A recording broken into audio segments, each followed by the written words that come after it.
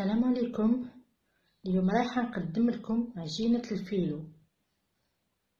عندي 5 كيلات نتاع الفرينة، كيلت بكاس نتاع لاتاي،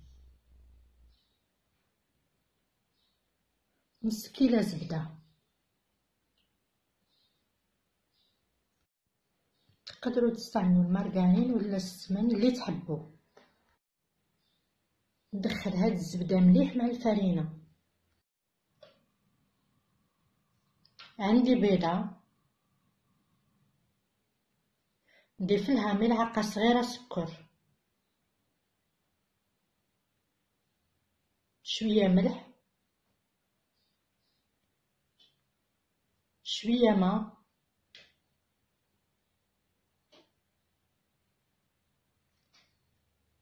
ندرب. نضيفها للخليط بالتدريج حتى نتحصل على عجينة متماسكة. عجينة الفيلو تجي كيما العجينة المورقة.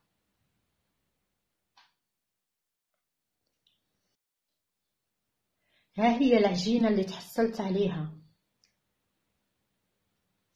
نعجنها دقيقتين بهذه الطريقة باش تولي لنا ملساء.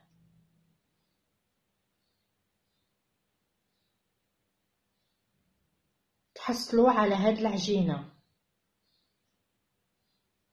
شوفوا شحال رطبة. نحطها في كيس ونخليها ترتاح مدة نصف ساعة. ما فيهاش خميرة العجين وما فيهاش خمارة الكاطو، تقدروا ديروها في الثلاجة.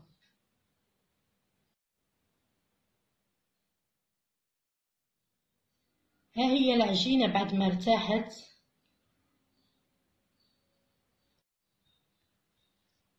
انا خليتها حتى نص ساعة. ماشي ندير بها زوج نتاع الفطائر، وحده نخبيها من بعد. نتمنى تجربوا هاد العجينة، راهي هايلة خاصة في شهر رمضان. نقسمها على زوج، وكل نصف نقسمه على 3.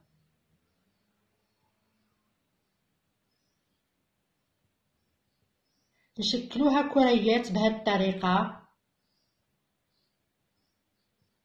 ونخليهم يرتاحوا حوالي 4 ساعات.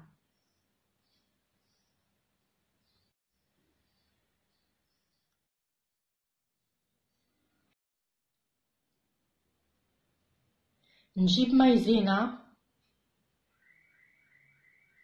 ونحلل الكرية بهذه الطريقة.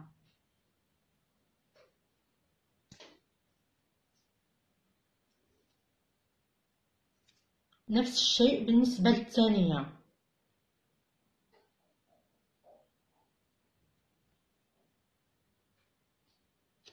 نتوما خليوها ترتاح احسن.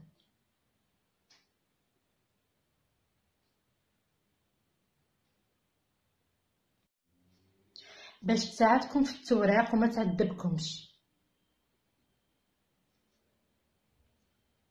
ديروا مايزينا وندير حبة فوق حبة ونكملوا جميع الوحدات. خليهم يرتاحوا شوية. بعد ما ارتاحوا جبدتهم كيما راهم ورقتهم بهذه الطريقة. عندي مول مدهون بالزبدة، راح نقصها على شكل مربع ونوضعها في مول.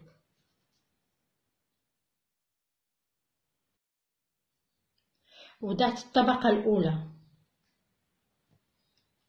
عندي كفتة وبصلة قليتهم ونوضعهم عليها كحشو. هذه الفطيرة تجي كي البوراك. نحط الفرماج، الحشو كيما تحبوا. اختياري وعلى حسب الموجود. نزيد الطبقة الثانية من الفوق، نقصها بهذه الطريقة. الآن هذه الخلطة اللي تجي من الفوق، عندي بيضة، نزيد الزبدة الدايبة تقريبا نصف فنجان، والحليب شوية نصف فنجان، والملح انا غادي ندير فقط نصف الكمية. نتوما كي ديروا 5 فناجين ديروها كامل. نكب نصف الكمية فوق الفطيرة وندخلها للفرن.